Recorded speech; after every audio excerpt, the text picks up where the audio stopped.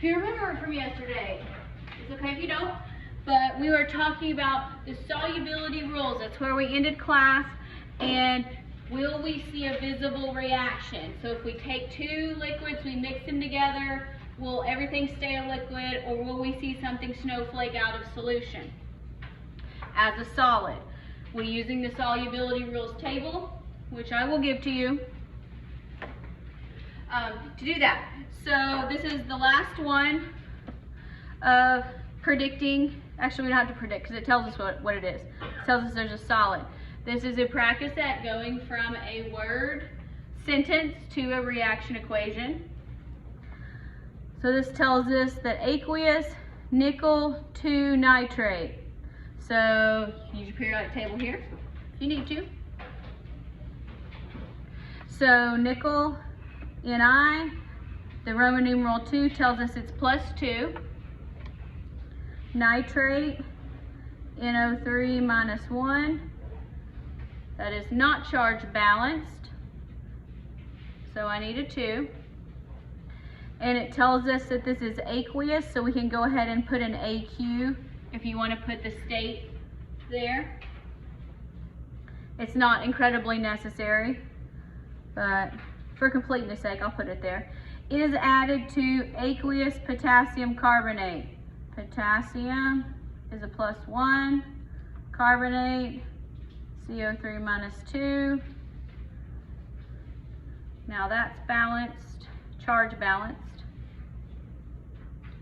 And it tells us that this is also aqueous, so we can put an AQ.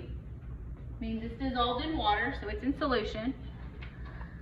They form solid nickel 2 carbonate. So nickel +2, carbonate -2. It says that's a solid. So that we're going to see. We're going to see that come out of solution. And that'd be a plus. Aqueous potassium nitrate. Potassium nitrate. Aqueous. All right, now looking at this, is this equation balanced? No, almost. Looks like we have 2 nitrates, 1 nitrate, 2 potassiums, 1 potassium. So let's put a 2 here. Now it's balanced. Important to be able to go from a sentence to an equation.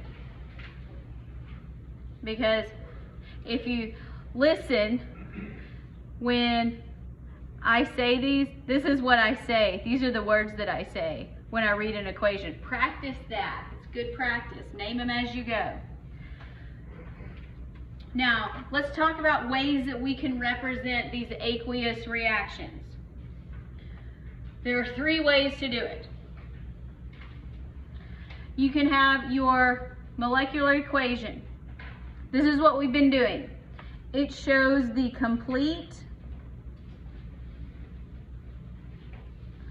neutral, meaning charge balanced, formulas for every compound. This is what we have been doing. We have been writing molecular equations for these reactions. All I'm doing now is telling you that it's called a molecular equation. Now things can get a little bit different. So this is the molecular equation.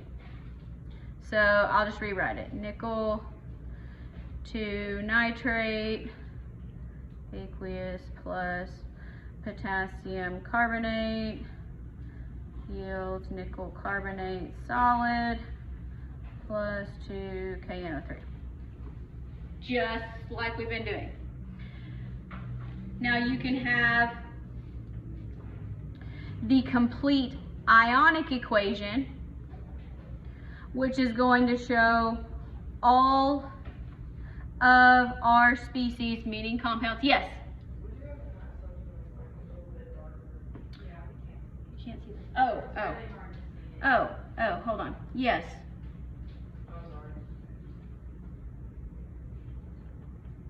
No, that's going the wrong way. No. No, no, that's fine.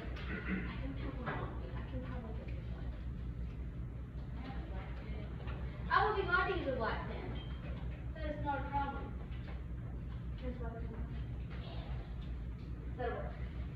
Glorious, thank you. Look, I got a pencil, but a pencil is not going to be easy to see either. Okay, so you have your complete ionic equation, which is going to show all of the species in the reaction as they are actually present in the solution. So when we were talking about aqueous means it's broken apart. So we're going to break these into the ions. So this nickel here is going to be nickel plus 2 plus our nitrate, it's hanging out. And you can put your aqueous on here if you want to, plus aqueous potassium. So all we're doing is breaking all these apart right now, because if we look on our solubility rules, all of these are soluble. So they're going to break apart in solution. Plus CO3, that is aqueous. So instead of smashing them together, they're broken apart. This is what they actually look like in solution. This will conduct electricity. These are electrolytes. Now, you would use the solubility rules to say, well, what still stays in solution versus what might come out. Well, here it told us that nickel and carbonate cannot stay in solution together. They're going to snowflake out. So that's going to give us nickel, carbonate, and we're going to put our solid there because it's not in solution anymore. It is a solid, it comes out. Plus these other potassium and nitrate.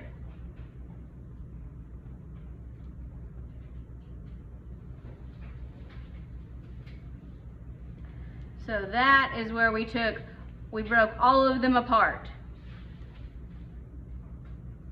So that's a little bit, that's new.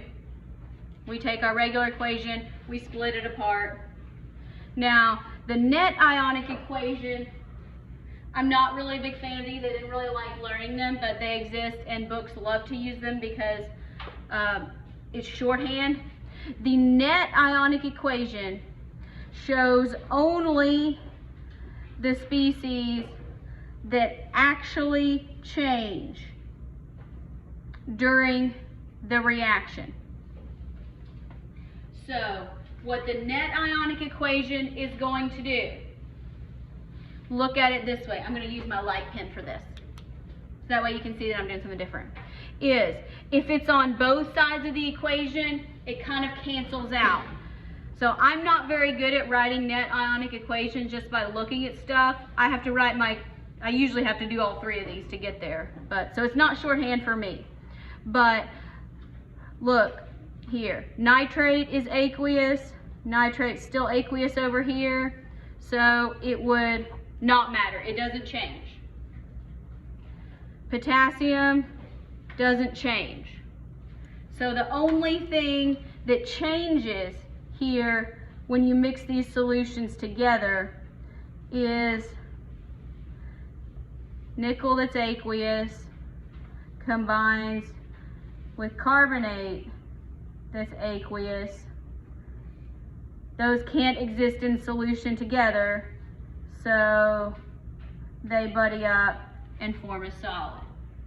This is the only reaction that you actually observe. So this is what you actually see. That is the net ionic equation. So I usually start here, break them apart, and then get to the net one depending on what the question is asking me to find.